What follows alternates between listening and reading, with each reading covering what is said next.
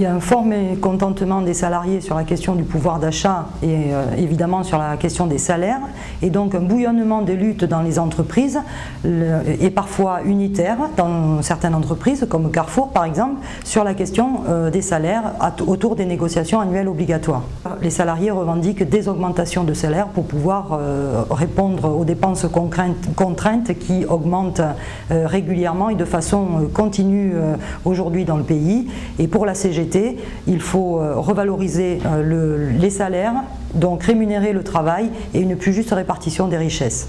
Tout tourne autour de la question effectivement des salaires, de la division orchestrée autour des rémunérations par le jeu de primes, etc. Et on le voit aujourd'hui avec le gouvernement, l'intéressement, la participation, mais aussi des inégalités salariales entre les hommes et les femmes, le manque de reconnaissance des qualifications, du travail en général, qui mérite des réponses à la hauteur des enjeux et encore une fois une répartition des richesses. La prime annoncée par le président de la République sème y compris la zizanie au sein des ministres, puisque on a tous les jours des rebondissements.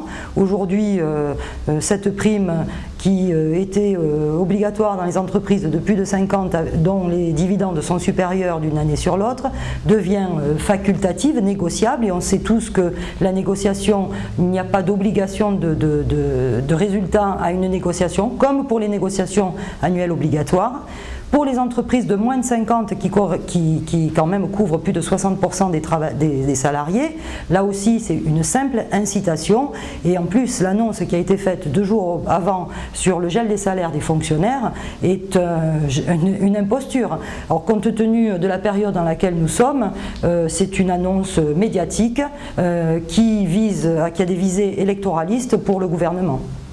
L'augmentation des salaires, c'est du pouvoir d'achat en plus, donc ça crée de la consommation et donc de la production. La production, c'est aussi des emplois derrière, mais c'est aussi des cotisations sociales en plus pour l'ensemble de la protection sociale.